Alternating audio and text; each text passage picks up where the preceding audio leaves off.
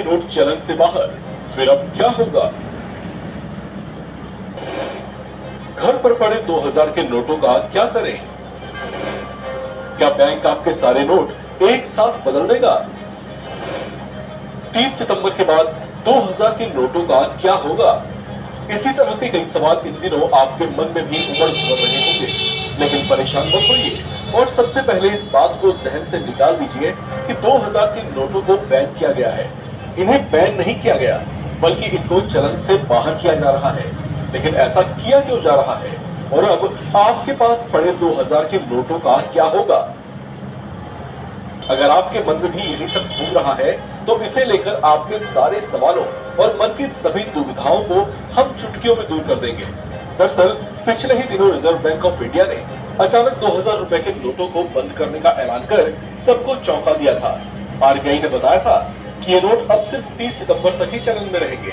ऐसे में reserve bank of India ने सभी बैंकों को ये सलाह दी है कि वे बैंक ग्राहकों को 2000 रुपए के नोट जारी न करें।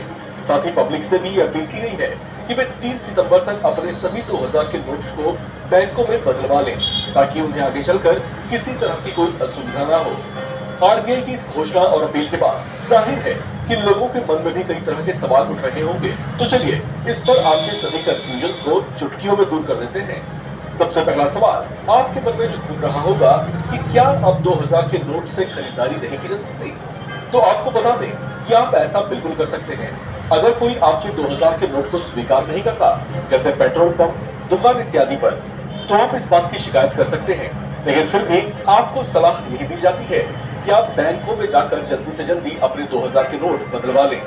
इसे लेकर दूसरा आमतौर पर जो उठ रहा है वो ये है कि क्या किसी भी बैंक से 2000 के नोट बदलवाए जा सकते हैं? इसका जवाब है हाँ, आप अपने 2000 के नोटों को किसी भी बैंक में जाकर बदलवा सकते हैं।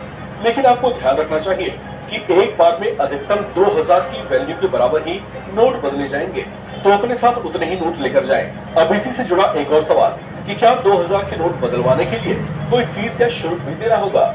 जवाब है नहीं।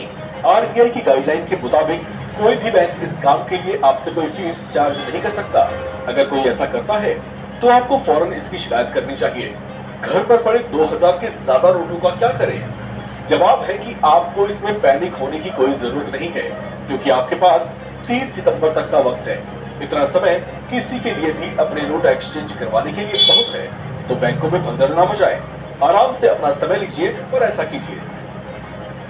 एक बड़ा सवाल और है कि 30 सितंबर के बाद 2000 के नोट जो पड़े रह गए उनका क्या होगा? इसे लेकर आरबीआई की गाइडलाइन के मुताबिक 30 सितंबर के बाद 2000 के नोट लीगल टेंडर नहीं रहेंगे, यानी इन्हें अमान्य समझा जाएगा। हालांकि हो सकता है कि इसे लेकर आगे आरबीआई कोई और भी गाइडलाइन जारी करे या उसके बाद नोट एक्सचेंज के लिए और भी मोहलत दे दे, लेकिन फिलहाल ऐसा नहीं है। एक और सवाल ये पूछा जा रहा है कि इस समय देश में 2000 के कितने नोट हैं? तो आपको बता दें कि इस समय 3.62 लाख करोड़ मूल्य के बराबर 2000 के नोट हैं। अब एक सबसे बड़ा सवाल ये कि जब बंद करना ही था तो 2000 का नोट लॉन्च क्यों किया गया?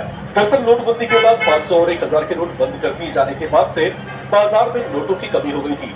ऐसे में लोगों के पास पर्याप्त मुद्रा तेजी से पहुंचाने के लिए इसे तय समय सीमा के लिए चलन में लाया गया था, जिसे अब हटाया जा रहा है।